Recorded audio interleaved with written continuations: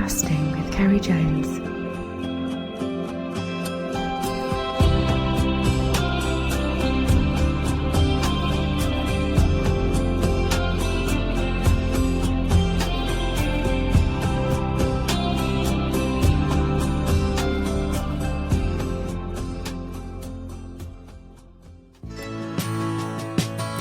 You wait for the head to sink down and you see the back come out and the dorsal, and then, you know, you hope and pray and you tighten and you hope everything sort of locks up solid, and it did, and this thing head off.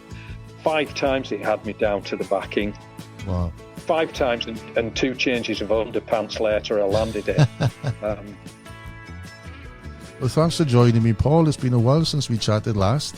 Thank you for the invite. It is a wee while since we actually spoke, but yeah, it's really nice to hear you. I think we had the podcast, I think it was about 3 years ago, but we last chatted when you did a really fantastic piece for the Journal, and I was working for the Journal. That was about 12 months ago. Yeah, that was. I enjoyed doing that as well. I think I wrote about March Browns, I believe. Yeah? That's right, yeah. Well, I was hoping to chat with you earlier on in the week, but I know you were very much like me. If the fishing's good, you want to be in the river instead of talking about it. And you have had 2 days on the river. What's it been like?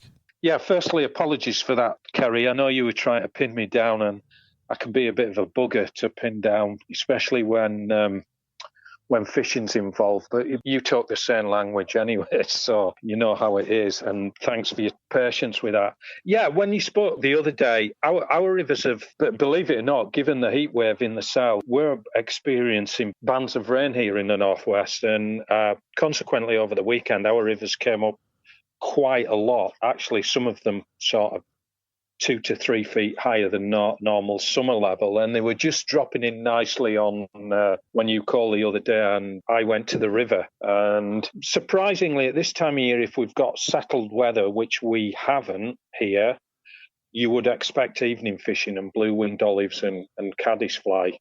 Right. However, this unsettled weather's sort of thrown everything out of kilter. And the first day I fished, the first day the river was fishable, if you like, or one of the rivers, it was very good sort of terrestrial action, catching on beetles and little blowflies. There was a few different beetles. We've got a beetle here called rove beetles, which are not dissimilar to devil's coachman, if you like, long, slender beetle. There was some soldier beetles about. There was various other little beetles. There was houseflies being blown on, and a couple of sort of unidentified black terrestrials, possibly some sawflies about. I just used my obvious little apt, I call it, which is a all-purpose terrestrial, and principally just a little black dry fly that covers several possibilities or situations that include, if you tie in like an 18 or a 20, it covers ants. In a 16, it's black gnats or fever flies. In a 14, you're looking at house flies, and certainly in a 12, you're looking at house flies or blowflies. It'll cover beetles as well. So I had a great day, absolutely unexpected. I went out the following day, and the conditions had totally changed yesterday when you called me. We had 100% cloud. For the time of year, it was miserable. And obviously, there was no terrestrials about. The fish the hatch kept me waiting. It must have been 3-4 o'clock in the afternoon when there was a splutter of blue-winged olives. And thankfully, a few fish decided to look up. But that didn't last because the rain came heavy around about 7 o'clock. And this morning, when I checked the river levels, there's been a wee spike in the rivers. Hopefully, fingers crossed, they'll drop back. But you know what it's like these days. You'll be the same. A lot of the listeners will be the same. You're continually checking weather patterns, river levels. You know, my toolbar, usually somebody's toolbar is made up of exciting things on the laptop. You know, dare I even mention porn? I don't know if you're allowed to say that. You might edit that out. No, I'm joking. I'm not going to edit it out. It's staying in. But certainly more exciting things than weather stations. My toolbars, weather stations, and river levels, and and that's it, kind of thing. And it's kind of habitual or a religion in the season. As soon as you go up, you check the weather, you check the river levels. Even on the days you might not be fishing, it's just ingrained in you, and and that's what we do, as you know. And I'm sure, like I said, listeners some of them will be, or most of them will be nodding and going, "Yeah, I know what he's talking about there." Yeah, I look at pictures of roach because for me, when I'm fishing with Ferox, I love the look of a nice roach, and sometimes I'm looking at it and it's like fish porn for me. You need to get out more, Ceri. That's all I can say. I'm doing my best.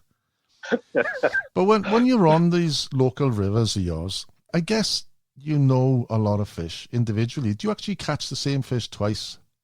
Hey, that's quite interesting. Okay, God, I've got so many sort of stories that sort of contradicts itself here. We're under the impression, or certainly I was in my formative years, that a trout was faithful to a given lie if it lived in a certain area and fed in a certain area. What I've noticed, obviously, I've sort of positioned myself where I live just now, Ceri. I've got one of my local rivers within 3 miles of my doorstep, and the other's sort of 5 miles away.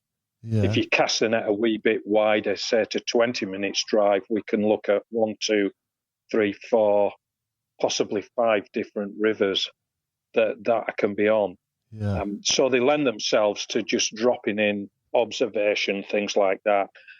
Now, what I have noticed is there are certain lies and various fish will occupy them lies. For example, I was out with a good friend of mine, Richard Tong, actually. We were fishing a river and we named a particular lie Old Trusty.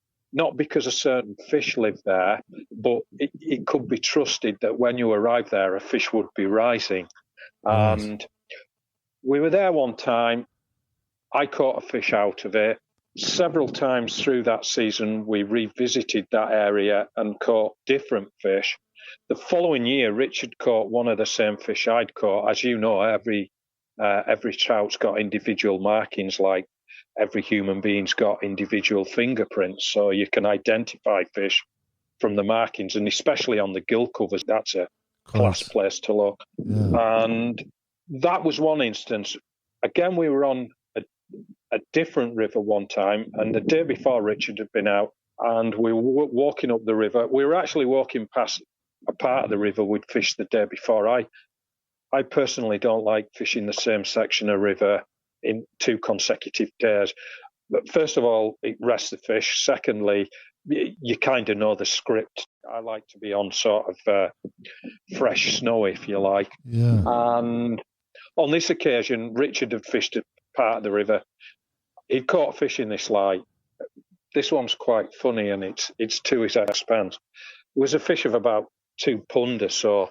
Yeah. Following day, we were just walking up past this part, and I clocked this rise in this place, and he said, "Oh, I had a fish out of there yesterday." And I sort of said, well, I didn't, so I'm going to have a cast. And I hooked this fish, and it was over 4 pounds. So, I mean, well, it's not the size that matters. I mean, good for me.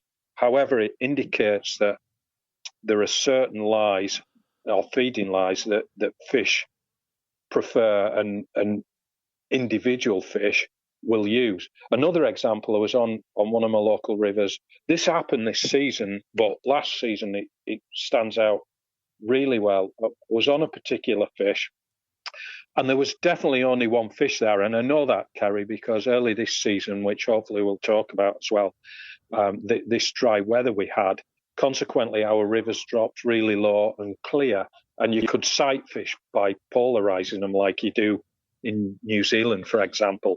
So I could see this fish, could physically see it. Not only that, it was rising. Right. Anyway, I caught the fish, and as I always do when I hook fish, I give them side strain and try and steer them downstream as not to spook any fish that are unseen or might be close by upstream.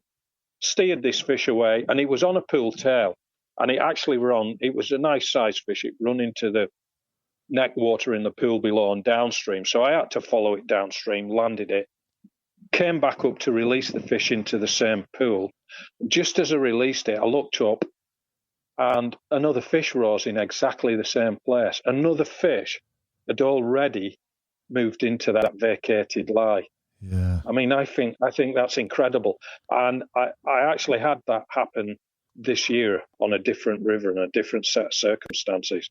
So it just goes to show, that certainly I feel there are lies that fish use and prefer, and they're a communal lie, if you like, I call them. Yeah. Various fish use them at various times. So, and a lot depends on food availability, hatch density, etc., etc. Yeah, I guess the fish would move from the lie. Like, for instance, you said your friend had one 2 pound and you had one 4. Maybe your 4 pounder the day before moved on to somewhere else, but then came back and pushed that one out.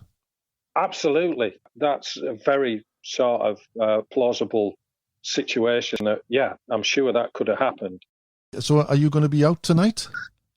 That's the plan, Ceri. I'm just watching the weather now, and overhead conditions are good. The breeze is a bit of an issue, but certainly for blue-winged olive, I like the breeze to drop. So we'll just see what happens. Just fingers crossed.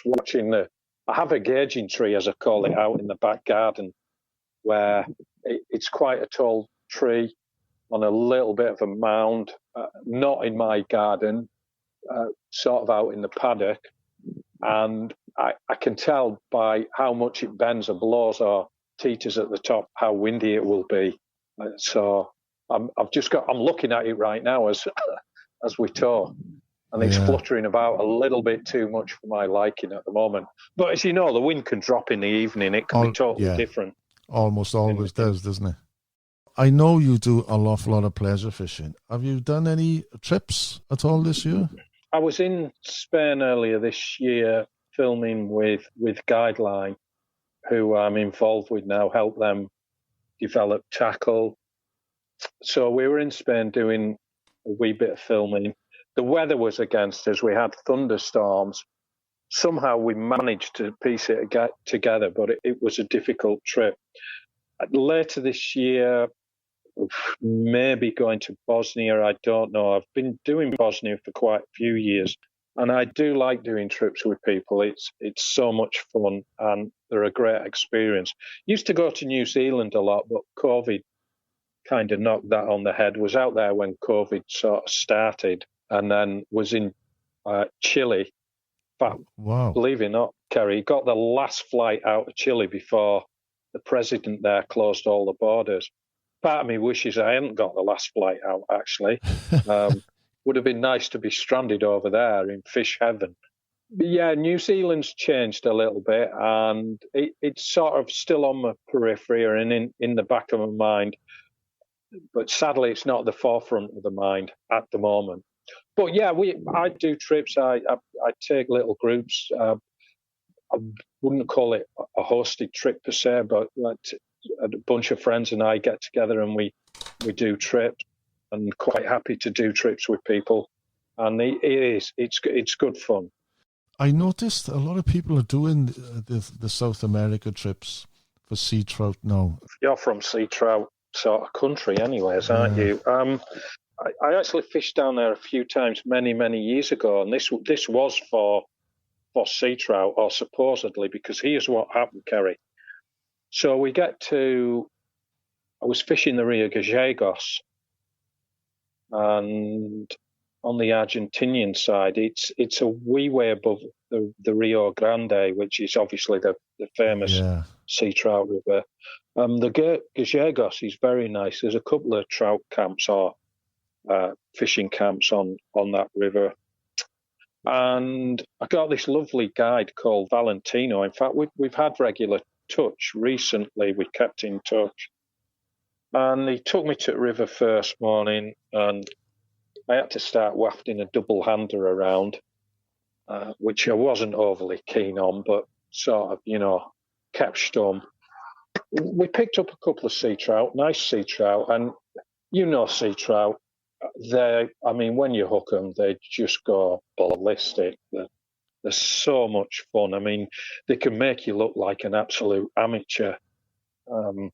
And anyway, I'd had a couple of sea trout, and this fly hatch started around lunchtime. Well, that was it. All bets were off. I reeled up, give the double hander to my guide. He said, "What are you doing?" I said, "I'm on my way back to the truck to get my single hander." And he sort of looked at me, sort of puzzled. And he said, "Well, what about?" I said, "You fish for the sea trout." You went for the trout. So yeah, I started fishing for trout. Anyway, it transpired he was actually a guide from Montana, an Argentinian guide who'd gone to Montana for many years and guided, and then come back to Argentina. And he liked his trout. So the next morning he said, "Look, I know some spring creeks." I said, "Let's go." He said, "We shouldn't really go." I said, "How about this, Valentino? Why don't you sort of drive me up to the spring creeks? I'll just make a butty up in the morning. Just drop me somewhere. Tell me where you want to pick me up, or roughly be up on the dirt track at 5 in the evening or whatever. You take the double hander and go and fish my beat for sea trout." So that's the arrangement we had for the week. And I tell you what, Ceri, I had some fabulous brown trout fishing, just pootling up these spring creeks on my own in the middle of nowhere. Bliss. Free rising trout. Oh man, it was just sensational. I'll never forget that. And they probably don't get fished for. That's part of it. I mean, you were certainly catching fish that looked absolutely pristine. Yeah, might have been kidding myself, but you kind of felt like nobody had ever caught some of these fish before. Yeah. I would like to go to South America, Patagonia more than anything, probably. There's a Welsh-speaking community there, so that would be interesting for me. I've been in that Welsh-speaking community. Have you? Because, yeah, well, consequently, we did some trips down to the Chilean side of Patagonia, as well as the Argentinian side. And these were trout fishing trips, not for sea trout. Right. There's some fabulous fishing down there, man. I think if you went down, Ceri, chances are you wouldn't come back. Well, that's what's happened to me here. You know, over the years, I've been coming over here and I'm thinking, well, why am I going back home? So that's why I'm in the West now. You're over in Ireland, aren't you? That's right. I am now, yeah. Yeah, I'm in between places at the moment.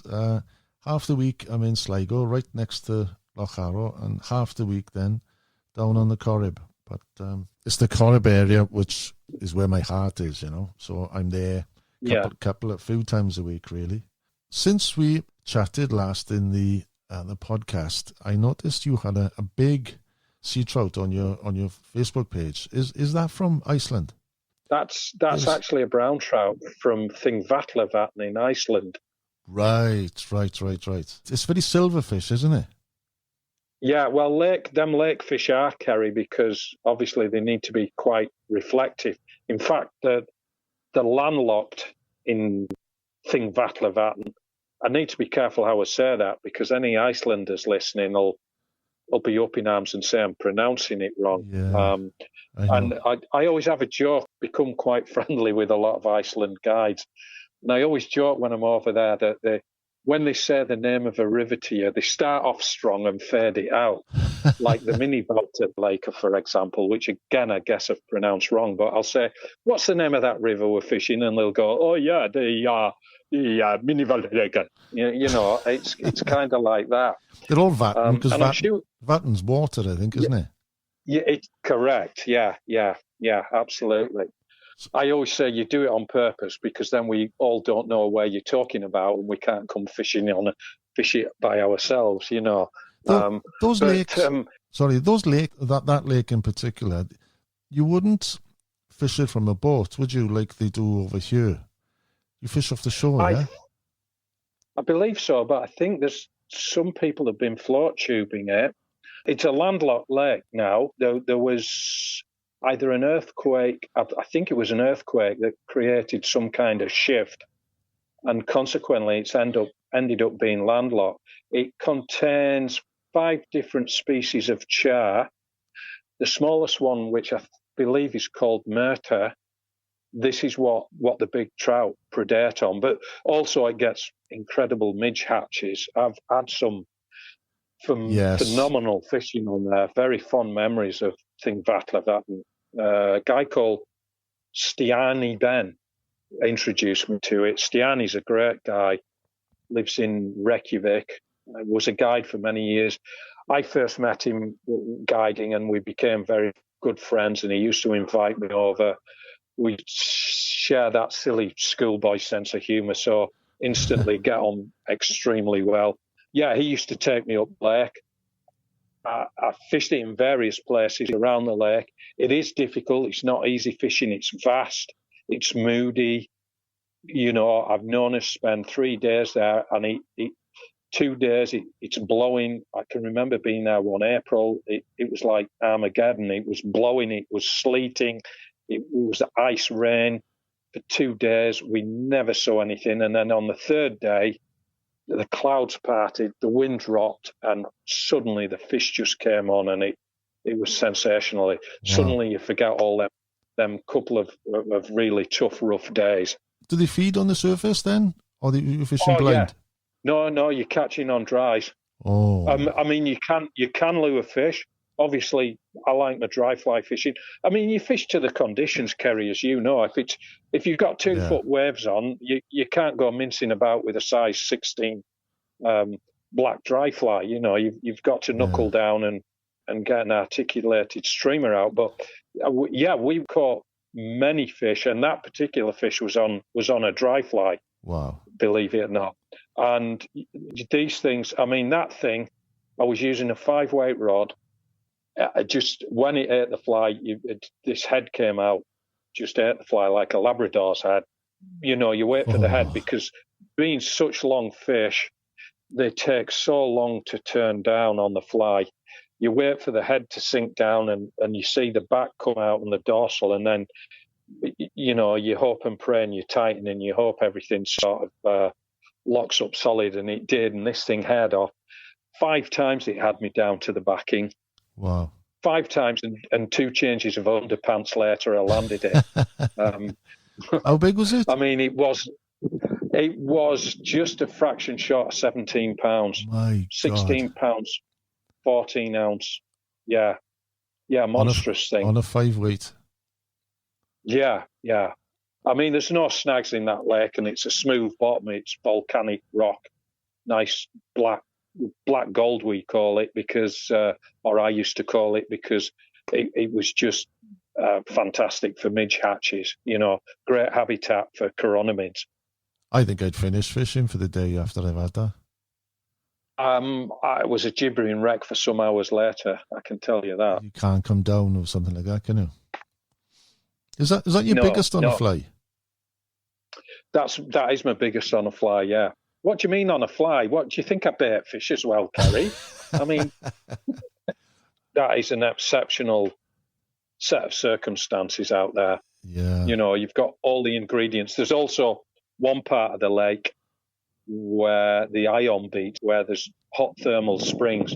So I would think, I've certainly fished them early spring. In fact, that fish didn't come from the ion beat, believe it or not. It came from nearly the opposite end of the lake. I think it's the Natural Park, where you can get day tickets at a very reasonable price. I wonder what they go to there then, in size.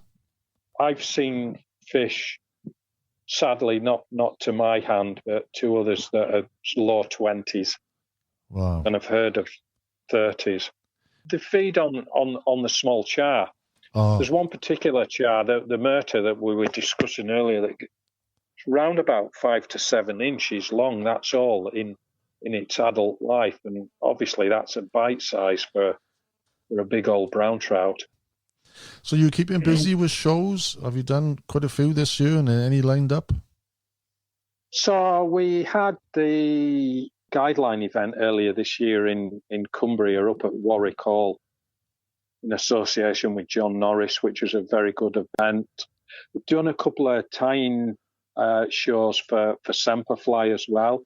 They're doing the road shows, which has been, again, very well attended. They're they're a great gig because they're taking, in effect, tyres and materials to localities around the country, allowing people to sort of see the product firsthand. Yeah. And we just did this weekend. I was over at Semperfly. In fact, I believe you know Anne and Andy quite well. Yeah, they're very proactive, aren't they? They don't sit on their laurels. Oh no! And then this Sunday, and I felt I didn't miss anything because the rivers were up again. I was up at the John Norris event. They had an open weekend. James is very, very good at the moment as well. Again, just doing demonstrations for Guideline, and I think we've certainly got a couple of road shows for Semperfly later in the year, and got an event in 2 or 3 weeks. One of the tactical fly courses are run for Crestbrook and Lytton anglers or fly fishers down on the Derbyshire White.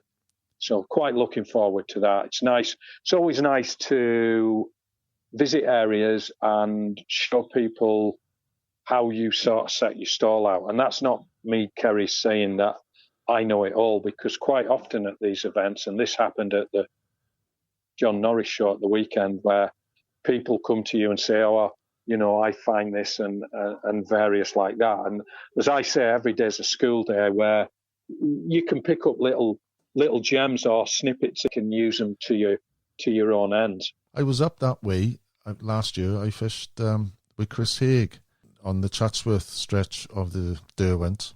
Oh, yeah. Yeah, I believe he's a member there, Chris. Have you fished that area?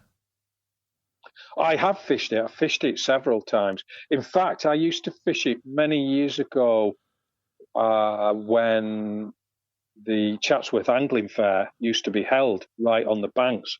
At the end of the day, for a bit of fun, they used to have a maggot versus fly, and it was the likes of Ian Heaps and Bob Nord would be fishing. There's some names from the past, eh? Ian Heaps and Bob Nudd would be fishing their poles and ledges with maggot, and there'd be 3 or 4 of us. Charles Jardine was one. God rest them. Malcolm Greenhalgh, who sadly passed away now, and Oliver Edwards. Howard Croston and myself got invited into the little sort of group, and we fished as well. And do you know what, Ceri? Quite surprisingly, often, obviously, we outnumbered them. There was 5 of us versus Bob Nudd and Ian Heaps. Often we would win, believe it or not, which I found quite incredible. Yeah, you'd think it. Because there was always this little sort of, it was friendly rivalry, of course, because I got a lot of respect for Bob Nudd and Ian Heaps. And by the way, Ian Heaps is great fun on a night out. He's an absolute blast. I actually went to West Wales. He bought a trout fishery and he turned it into a course lake, actually. This was some years ago. Lough Corrib, he was called. Nice guy. Great angler. Yes. Super guy. Incredible angler. But we always had this there's always a sense of nervousness when people are asking you to perform and produce the goods. However, it was always a little bit worse because they'd be doing demonstrations through the day and lobbing in copious amounts of ground bait. Yeah. And we always had this feeling, oh my God, all the trout, all the fish are going to be around the ground bait. But it was quite surprising that often, like I said, the fly would outfish the maggot. If you're enjoying this podcast and want to listen to more, please consider becoming a Patreon, where you get weekly podcasts and access to over 200 episodes, plus behind-the-scenes photography and other exclusive content. Visit patreon.com/casting with Ceri Jones. Plus, if you fancy booking me for a day's guiding on the Corrib, give us a shout or visit thecorrib.com. Well, you're obviously a busy guy. You got plenty on. Do you still do your guiding? I am doing some guiding, Ceri. I had a period some years ago when I was guiding quite heavily. It actually became a bit mundane, like a 9-to-5 job, if that makes sense. Yeah. Not sure. I know you've done a wee bit, Ceri, and I kind of sickened myself with it, if you like. So I came away from it for a while, and then was getting 1 or 2 clients asking me to take them out. I'm at a nice place now where I've got good sort of client base. By that, I don't mean a big, extensive one. It's just people that I know what they're capable of, and they know what they're getting from me. And I'm not asking for people who can land a fly on a 2p piece. I've got quite a few clients that actually, I wouldn't say molded, but have sort of adopted my style of fishing. And each time we meet, it's quite nice because they say, I was out on such and such a river, and I remember the time we did this, and you did that, and you taught me this, and it worked a treat for us. So I keep it at arm's length. I could take on more, but I don't want to. I've got some nice clients at the moment, and we know each other. The relationship's great, and it's a fun day and often a productive day as well. So that's where I'm at with it, Ceri, at the moment. And that's the way I'd like to keep it. There's a couple of points which I've found. I try to stick to 3 days. I don't want any more than 3 days a week because, as you said, you can spoil it for yourself. But there's two things which I find, two ends of the scale. There's somebody which is quite a novice, and to see them catch a fish, I get a buzz out of that then. It is a good feeling, isn't it? But the other side of the scale, you see the fishing, it's like cream. It's everything that works. The conditions are good. There's a hatch. And you wish you were fishing yourself. There is two sides to it, isn't it? If I'm being brutally honest, there is that side. I've once and twice had clients out, come round a corner, and there's an ape of a fish rising. And I've felt like saying, here's your money back, all bets are off. Yeah. But having said that, I've got some very nice clients, and I take pleasure in finding and putting them on big fish. And usually they don't let me down. And they listen to me. Like I said, what I actually like taking relatively new beginners out because, again, and women as well, they do everything you say to the letter. Yeah. You sort of say, don't make a cast and just wear on this fish. And they're so studious with it. It's really good. Us blokes who think we know a lot and know best, I'm not going to listen, I'll just do my own thing, Yeah. So when you've got these kind of people and, it's an absolute pleasure. It's almost as if you're holding the rod. And the other thing is, mentioning that, Ceri, I often see things that I wouldn't see if I was fishing because I think your emotions are totally different. I'm more wired when I've got a fly rod in my hand. Some of the things I pick up on in nature and insects and trout behaviour has come from observation when I'm guiding more so than when I'm actually fishing myself. We touched on Semperfly, which you're associated with. You've also with Guideline, is that right? So what's the story with Guideline? How are you involved with them? Yeah, well, Guideline, traditionally Scandinavian company, and I say Scandinavian because it sort of was partly formed in Sweden and in Norway as well. Right. So they call themselves a Scandinavian company. It's traditionally a salmon product where they made, and they still do make, cracking double-handers and cater for the double-handed market. But they consequently have got into the trout fishing side of things, and very exciting company because they're making some really good product. They're thinking about the product. It's getting well tested, which is where I come in as well, not just testing, but helping with product development. And, it's a family-run business, very much like Semperfly.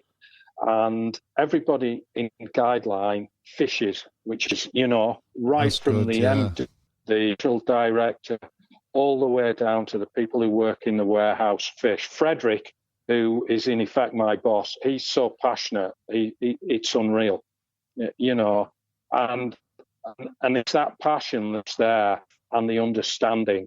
I've been involved with companies where the hierarchy, for want of a better term, yes, figures matter at the end of the day and spreadsheets, but it's not the end up. They're just producing thought-provoking product for people who fish, So it's very exciting, very exciting. How long you been with them? Came on board last May. Yeah, I'm hoping that we're building a long-term relationship, hoping to be there for some time, because it's a good fit. Frederick will contact me where you're fishing, when you get a moment, when you're not fishing. And he respects that and understands that. He knows what kind of animal I am. There's a lot of people in the company, Jim Curry as well, who's the UK sales director, if you like. I'm sort of initially answerable to Jim. Again, another passionate angler and a good all-rounder. He salmon fishes as well as trout fishes, though I'd like to think I've got the edge on him fishing.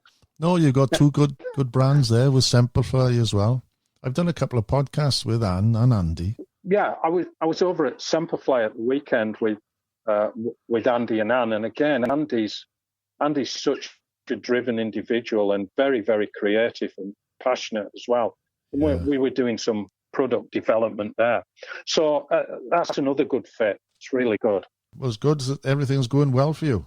Yeah, absolutely. Do you still do your writing? Well, as you know, Ceri, I did one or two pieces for you, and it was a shame what happened with the journal. Still involved with trout and salmon, but Mark Bowler from Flyfishing and Fly Tying approached me. The nice thing about Mark is he's sort of given me a huge degree of freedom to write about what I want to write about. And look, we kind of know each other from that professional writing background, Ceri, of mainly, I'm guessing, trout fishermen. Is that correct? That's right, for myself, yeah. I think we both started about the same time. Yeah.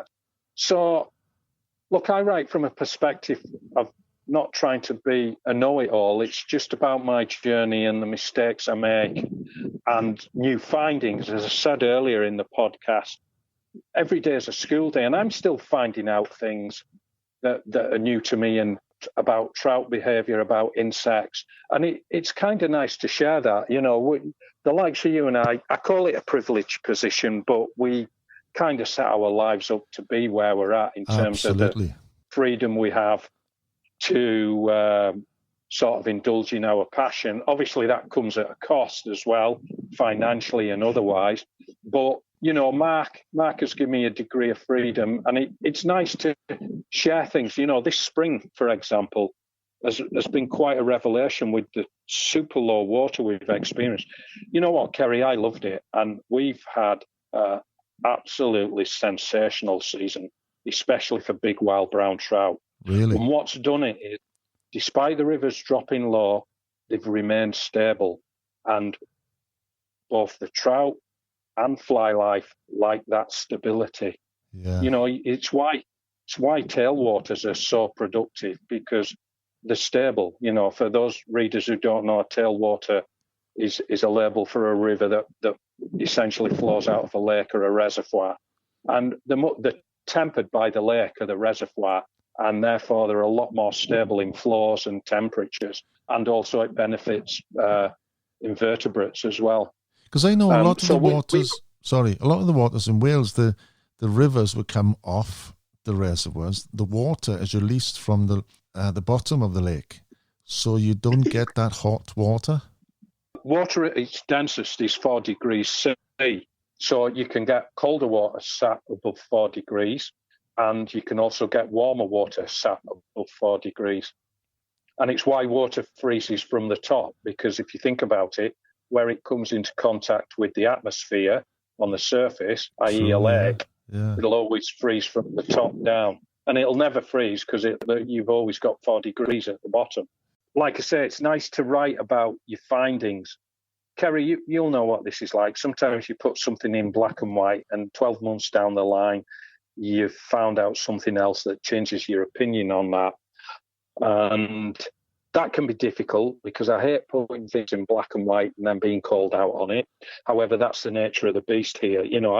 I've found out things this spring about trout behaviour that not that I didn't understand. I've just experienced or witnessed things, and I've thought, geez, this is just amazing. I never really thought that. One example, just quickly, is when the rivers were super low. Obviously, there's not a lot of flow just the speed that individual trout would cruise about, knocking fly off the surface. I was guiding one day and I was perched up high on the bank looking through some trees, and my client was down, and we were trying to pin down a good fish. And a fish would rise. I said, "That's the fish, don't cast yet." And then, I kid you not, it would just zoom up river 20, 30 yards and rise again. I said, "There it is again." Wow. And my client said, "No, that's a different fish." And I would say, "No, it's not. It's the same fish. I can see it." They're just moving about so quickly. Right. I clocked some fish, Ceri, cruising a beat which was 70, 80 yards long. Wow. On certain pools. They were canalised, of course, but it was just incredible to see that. And, you know, I'd never thought before an individual fish would be prepared to move that far. And the other thing, what I noticed as well, and we know trout, and brown trout in particular, can be extremely sort of territorial. I noticed that big fish, when there was a sort of surfeit of food, if you like, that big fish were very tolerant of each other. I'd often come across a pod of 2 or 3 big fish. You know, can you imagine that as someone who and we all like catching big fish, but coming around the corner and finding 3 big fish all active at the same time in one area, it'd be like a kiddie in a sweet shop, isn't it? You know.